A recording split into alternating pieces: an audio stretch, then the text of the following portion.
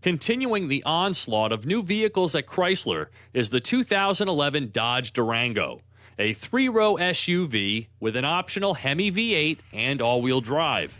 Forget about that rhino-nosed last-gen model that has to be one of the ugliest in car history. This Durango, thankfully, is completely new inside and out. Jumping off its truck platform and onto the new Jeep Grand Cherokee unibody, the Durango is 25% stiffer than before. And even in my pre-production tester, the Durango feels every bit as solid as advertised. No jiggle, no creaks. The Durango's chassis and body are in perfect harmony. Having already tested the Grand Cherokee, I assumed the Durango would feel familiar to me, and indeed it drives in quite the same manner. Quiet, composed, and despite its added size, easily maneuverable. The Durango's extra 10 inches in length allows for the third row. It weighs just over 100 pounds more than the Jeep, too. Ride quality is excellent, striking a balance between the aggressive shock and spring rates and family-friendly cruising. The engine in my up-level Crew Lux all-wheel drive model is the new Pentastar Flex Fuel V6, same as in the Jeep, making 290 horsepower and 260 pound-feet of torque. Output is just enough to keep me from calling it underpowered, but it's right on that line. Of course, the Hemi V8 is still on the options list, and its 360 horsepower would certainly quell any power concerns. And if you're looking for that added towing of 7,400 pounds versus the 6,200 with the V6, and if you want a low-range transfer case for the all-wheel drive system, the Hemi is the only engine for you. In here, the all-wheel drive system has no user interface. It'll get traction to the front wheels as needed, but this is by no means a Dodge Grand Cherokee. The Durango is suited for light off-road duty.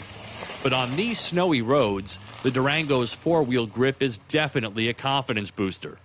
Gas mileage here is 16 mpg city and 22 highway, 12 and 16 on E85.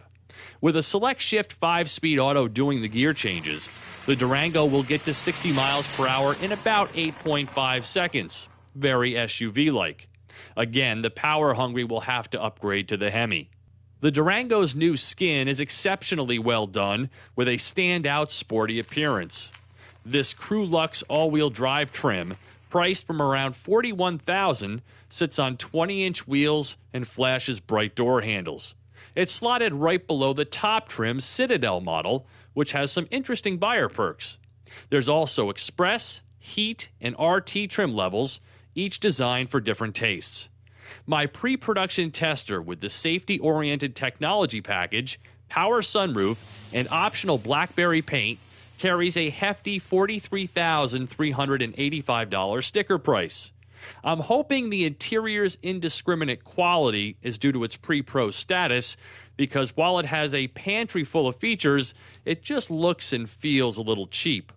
The third row is there for the smallest of small children, so this space is best used with the seats folded to create spacious cargo room.